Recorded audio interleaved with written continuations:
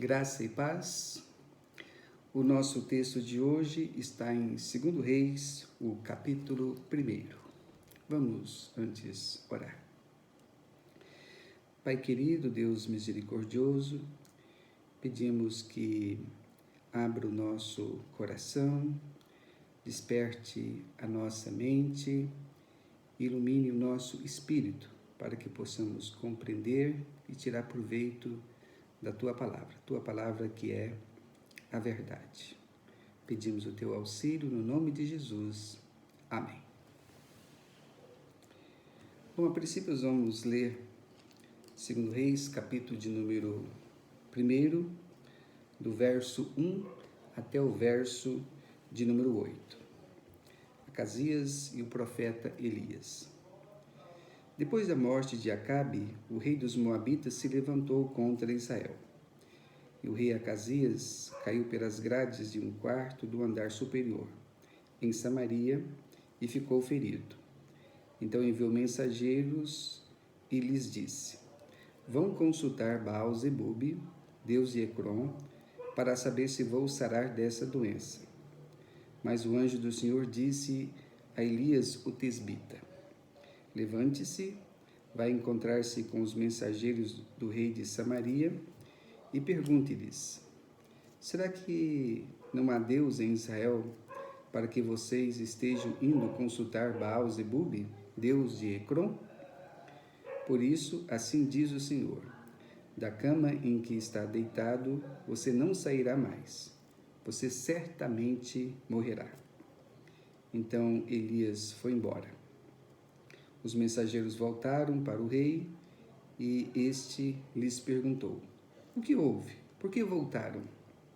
Eles responderam: Um homem veio ao nosso encontro e nos disse que deveríamos voltar para o rei que nos havia mandado e dizer o seguinte: Assim diz o Senhor: Será que não há Deus em Israel para que você esteja mandando consultar Baal-zebub, deus de Ecrom? Portanto, da cama em que está deitado você não sairá mais. Você certamente morrerá. Então o rei perguntou: Qual era a aparência do homem que veio ao encontro de vocês e falou tais palavras? Eles responderam: Era um homem vestido de pelos, com um cinto de couro na cintura. Então o rei disse: Elias, o tesbita. O Salmo de número 62, o versículo de número 8, diz que devemos confiar em Deus em todo o tempo, derramar perante Ele o nosso coração, sendo que Ele é o nosso refúgio. O Salmo de número 33, versículo 20 diz: A nossa alma espera no Senhor, nosso auxílio e escudo. Nosso auxílio e escudo. Em nossa busca de auxílio, de orientação, não deve haver momento em nossa vida para deixarmos Deus de lado. Exemplo, se vamos para o médico, deve ser no entendimento de que Deus usa o médico para o nosso bem, para o meu bem. E nunca na confiança no médico, como se o médico fosse Deus. E certamente é uma afronta a Deus a busca de religiosidade não estabelecida na Escritura, a busca de deuses, de ídolos, para auxílio e orientação. E isso falamos em dias em que se coloca na categoria de deuses também a ciência, a economia e a política. São vistos como salvadores, como que os que vão resolver todos os nossos problemas. E o problema é que se coloca neles, na ciência, na economia, na política, uma confiança que só cabe em Deus. Só Deus deve ser assim buscado como sendo o Salvador. O texto ora lido é antecedido pelo relato do como se cumpriu a profecia de Elias com respeito à morte de Acabe. Acabe que não deu atenção à palavra do profeta Micaías, isso está registrado em 1 Reis capítulo 22, já segundo Reis, é a continuação, ainda falando sobre o que estava acontecendo naqueles dias, nos dias de Elias. Então nós temos no capítulo de número 22, a palavra de Micaías contra não favorecendo Acabe, e Acabe então tem Micaías como sendo um opositor seu. Entretanto, de acordo com a profecia de Micaías, Acabe ele foi morto numa batalha, cumprindo assim também uma outra profecia de Elias, que falava sobre a morte de Acabe e também dos seus descendentes. Depois nós teremos também a narração sobre a morte de Jezabel, tudo cumprindo a profecia de Elias.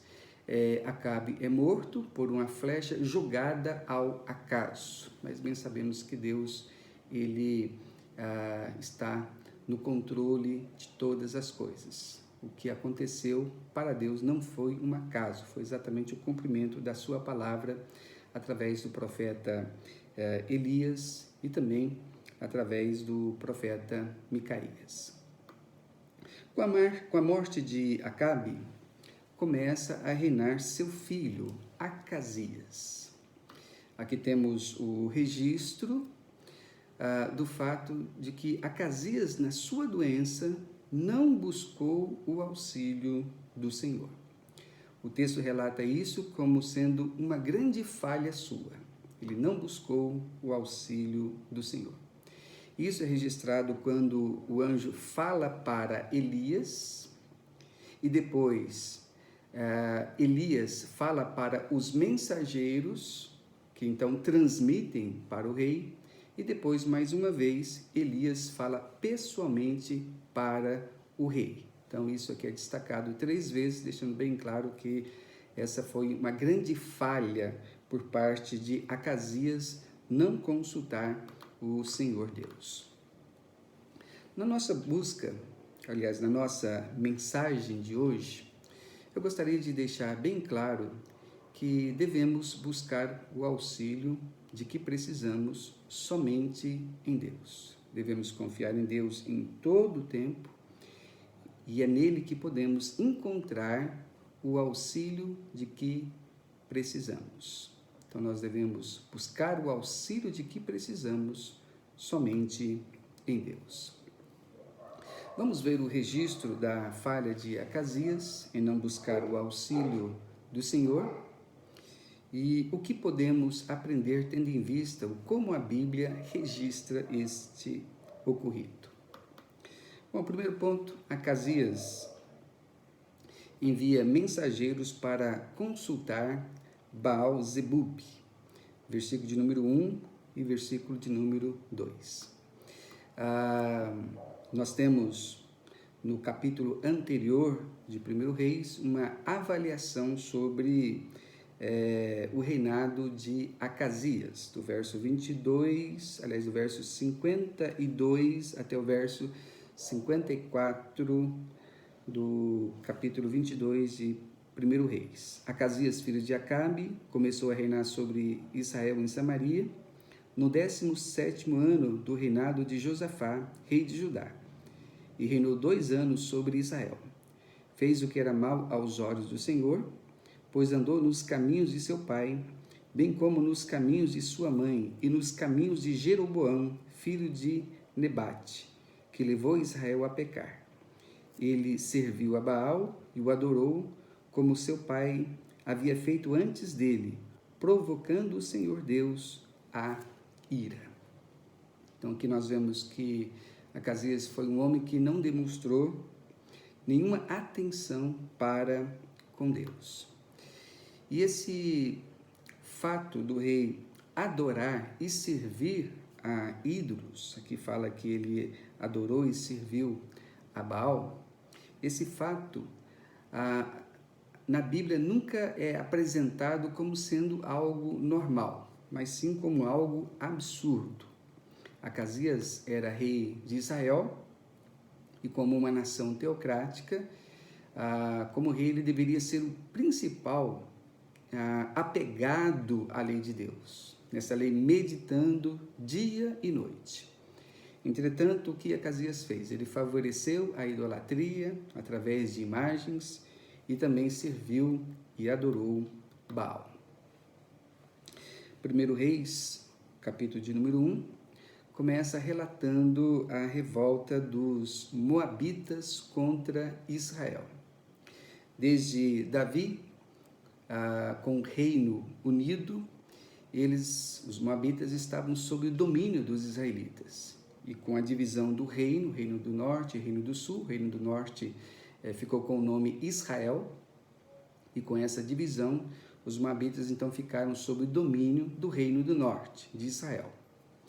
Para os moabitas, essa revolta aqui descrita no versículo de número 1 foi tão importante que até registraram isso num monumento de pedra encontrado pelos arqueólogos, chamado de inscrição de mesa. Agora, já para os israelitas, o significado era perda de influência e que, a partir disso, eles teriam graves problemas com os moabitas. Então, certamente, uma preocupação para o reinado de Acasias. O texto registra que, após isto, certo dia, Acasias caiu de uma sacada do seu quarto. Chega uma notícia ruim e logo acontece este acidente, o que talvez o tenha deixado com febre, porque o texto aí fala que ele então ficou doente. E então ele estava nessa situação complicada. Então, de cara, vê-se dois motivos pelos quais Acasias tinha a oportunidade de buscar o auxílio do Senhor. Primeiro, pensando no seu reino, e segundo, pensando em si mesmo. O que acontece em seguida? Bom, aqui ele de fato não buscou o auxílio do Senhor. O Senhor Deus, Deus verdadeiro, Deus vivo verdadeiro, que poderia não apenas revelar o futuro, mas também o curar daquele estado. Entretanto, ele não fez isso, ele não buscou, Acasias não buscou o auxílio do Senhor. O que Acasias fez?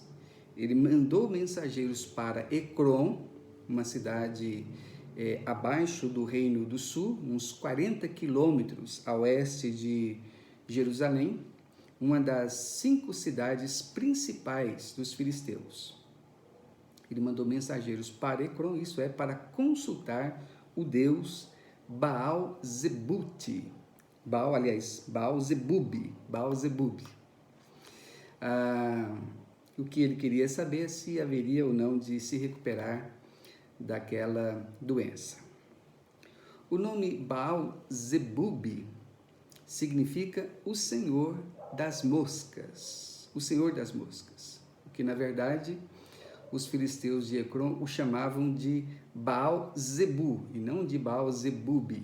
Eles chamavam de Baal-Zebu, que significa o Senhor exaltado, o mestre da altura. Mas aqui o texto bíblico altera o nome desse Deus, mostrando desdém. Ele não era o Senhor exaltado, coisa nenhuma. Ele era o Deus das moscas. Já no período do Novo Testamento, período neotestamentário, esse título de Senhor das Moscas passou a ser atribuído a Satanás. Então, ele é conhecido como sendo o Beuzebu, exatamente isso, o Senhor das Moscas.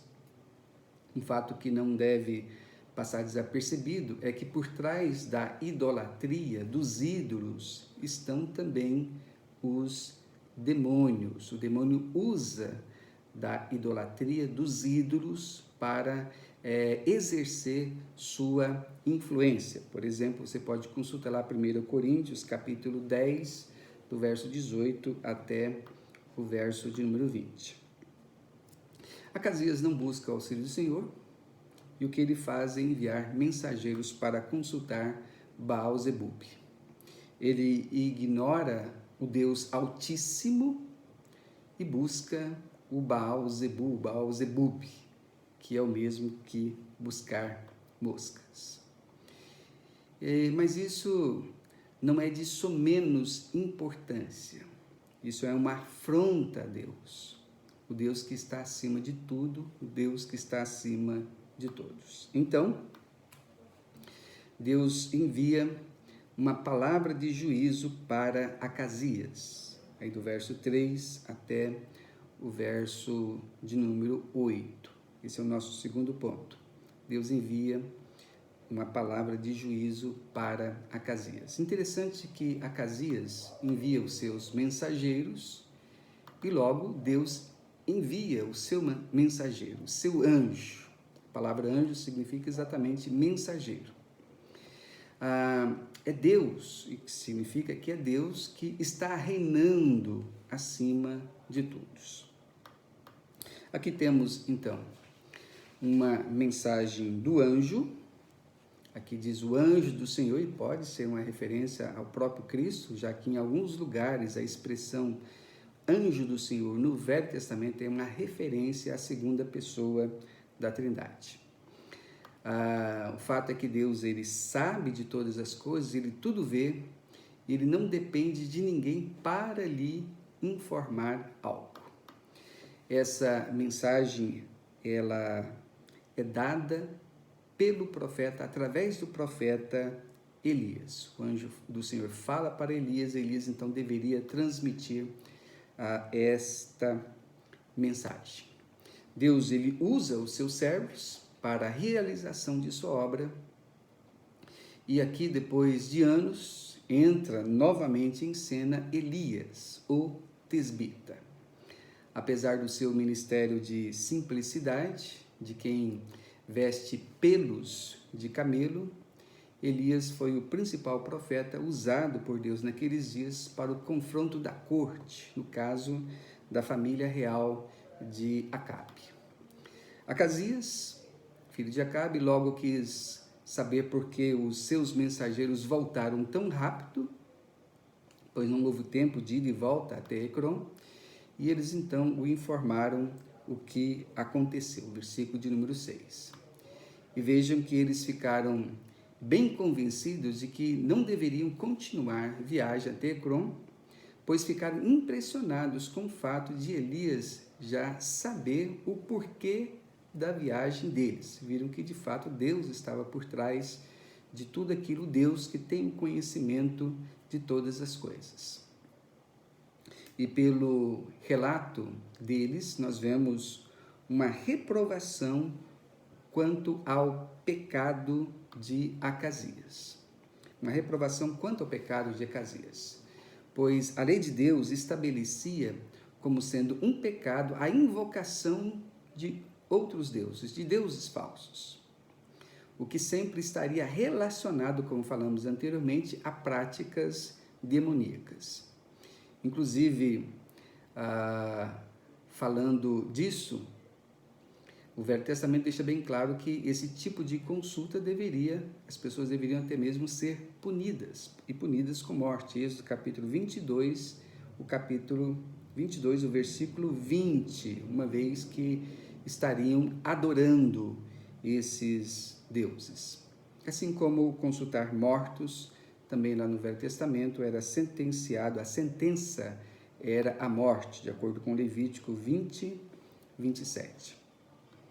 Veja que o pecado de Acasias foi também o de um ateísmo prático. Ele tinha a oportunidade de obter o cuidado, a misericórdia do Deus vivo, do Deus verdadeiro em sua vida, entretanto, ele não fez isto. Pelo relato aqui, nós vemos então uma sentença quanto ao pecado. Então nós vemos uma reprovação de Deus, ele reprova o pecado, mas aqui nós já temos também a sentença de Deus com respeito a esse pecado. E a sentença é sentença de morte. Acasias, ele tinha a possibilidade de se recuperar, mas não iria se recuperar por causa deste juízo de Deus. Então nós vemos que Acasias envia mensageiros para consultar Baal-zebub. Depois Deus envia uma mensagem de juízo para Acasias. E o outro ponto que eu gostaria de destacar é que Acasias, revoltado, envia soldados para prender Elias, do verso 9 até o verso 15, isso quando ele soube que era Elias que tinha enviado aquela mensagem condenando o seu pecado e deixando bem claro já que Acasias haveria de morrer por causa de tal pecado. Do verso 9 até o verso de número 15. Então o rei enviou um capitão de 50 com seus 50 soldados em busca de Elias. O capitão subiu o monte, em cujo topo Elias estava sentado, e lhe disse: Homem de Deus, o rei está ordenando que você desça daí. Mas Elias respondeu ao capitão de 50: Se eu sou homem de Deus, que desça fogo do céu e consuma você e os seus 50 soldados. Então desceu fogo do céu e consumiu o capitão e os seus 50 soldados. O rei enviou outro capitão de 50, com seus 50 soldados. Ele subiu o monte e disse a Elias: Homem de Deus, o rei está ordenando que você desça daí imediatamente. Elias respondeu: Se eu sou homem de Deus, que desça fogo do céu e consuma você e seus 50 soldados. Então, fogo de Deus desceu do céu e consumiu o capitão e os seus 50 soldados. O rei enviou um terceiro capitão de 50 com seus 50 soldados. Este terceiro capitão de 50 subiu o monte, pôs-se de joelhos diante de Elias e lhe suplicou: Homem de Deus, peço por favor que a minha vida e a vida desses seus servos, os 50 soldados, seja preciosa aos seus olhos. Porque desceu fogo do céu e consumiu aqueles dois primeiros capitães de 50 com seus 50 soldados. Agora, porém, que a minha vida seja preciosa aos seus olhos. Então o anjo do Senhor disse a Elias: Desce com este, não tenha medo. Ele se levantou, desceu com ele e se apresentou ao rei. Acasias, aqui revoltado, envia soldados para prender Elias. Assim que ele identificou que era Elias, o profeta que enviou tal profecia desfavorável. Elias, pelo seu ministério, era o João Batista do Novo Testamento. E João Batista, que disse claramente que não era literalmente Elias, mas pelo seu ministério era o Elias do Novo Testamento. E João Batista que preparou o caminho do Senhor. Acasias não rejeitava os profetas por ter o nome de profetas. O pai dele, Acabe, teve consigo 400 profetas, como que substituindo os profetas de Baal. Mas Acasias, como seu pai, só pensava que o dever dos profetas era a satisfação dos seus desejos. Senão, de acordo com eles, para que serve profeta?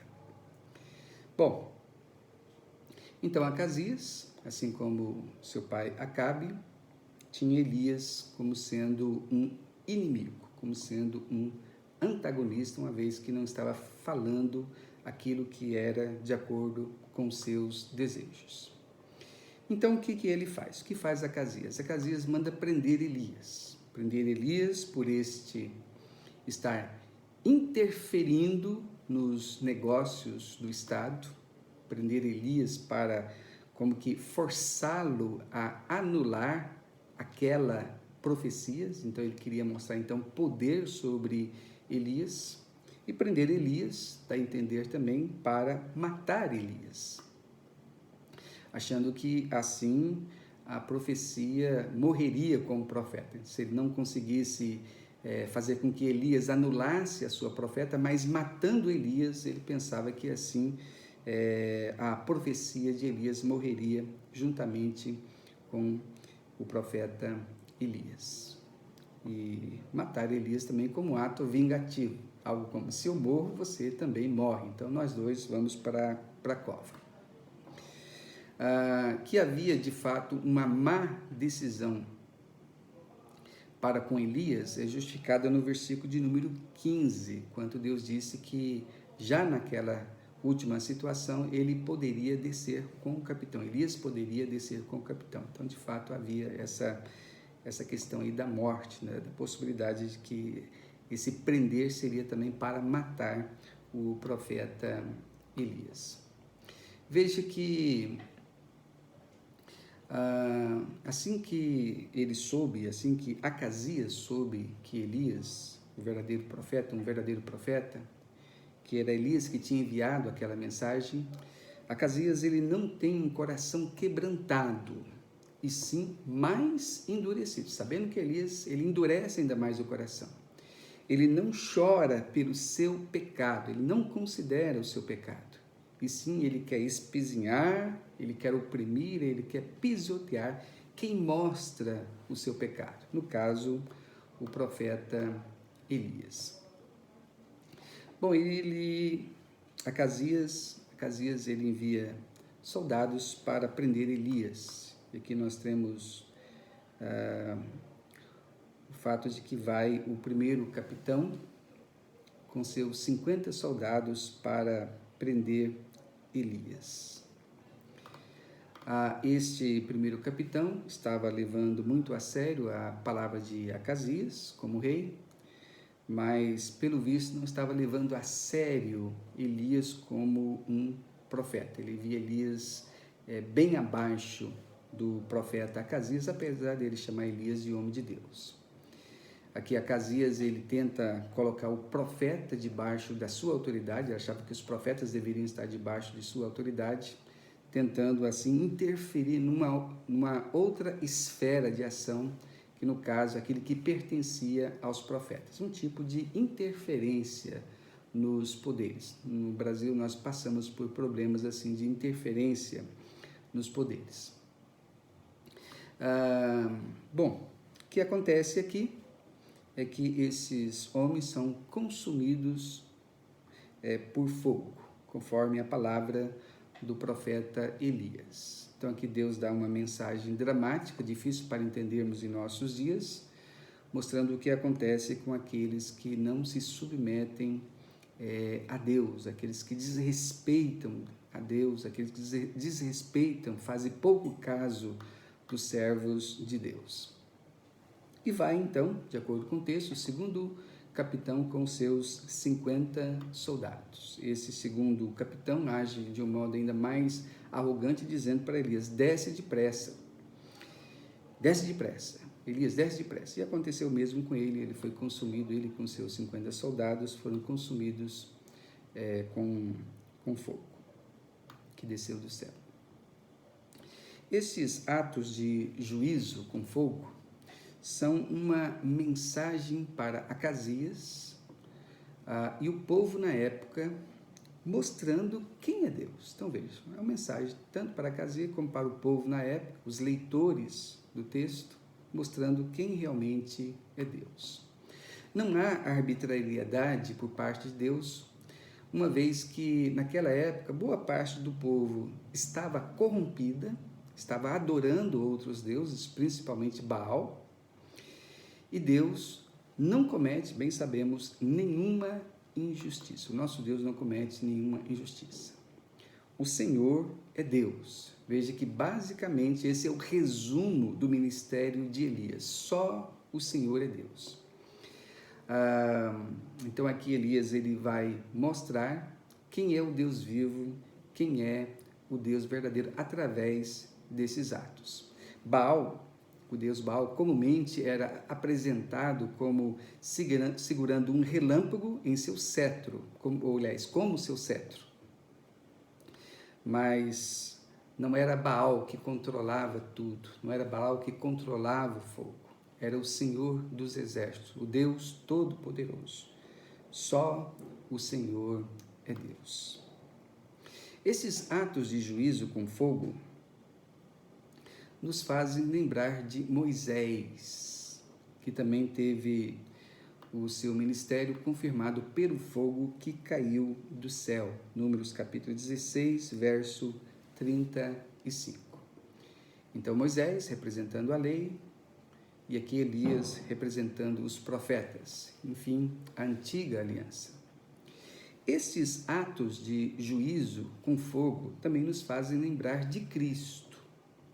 Cristo representando então a nova aliança. Mas como assim nos fazem lembrar de Cristo?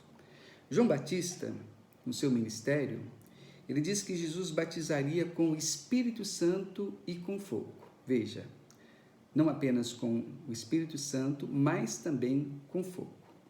Fogo aqui tem a ver com juízo. Então Jesus ele vem trazendo tanto salvação, como também ele vem para trazer juízo. Lá em 2 Tessalonicenses, capítulo 1, verso 7 até o verso 9, inclusive fala da punição divina com fogo.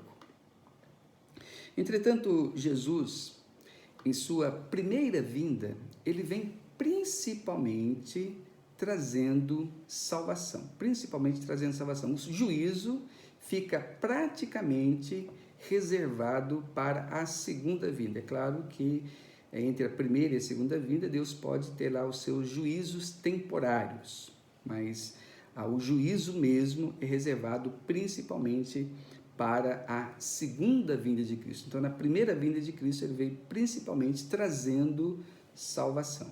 Mas o Messias também é aquele que traz juízo, é aquele também que traz o fogo. Nesse sentido, os discípulos não entenderam o espírito da missão de Jesus quando os samaritanos não os receberam e Tiago e João perguntaram então para Jesus: Senhor, quer que mandemos descer fogo do céu para os consumir, para consumir esses samaritanos? Aqui esses discípulos, motivados pela raiva, eles até fizeram uma alusão ao acontecimento aqui com Elias, quando através de Elias fogo cai do céu e consome esses soldados. Bom, mas aqui logo eles foram repreendidos por Jesus, porque eles não entenderam o sentido da missão de Cristo Jesus, principalmente vindo trazendo salvação e depois deixando para o final, deixando para a sua segunda vinda o juízo sobre todos aqueles que não dão atenção à sua palavra.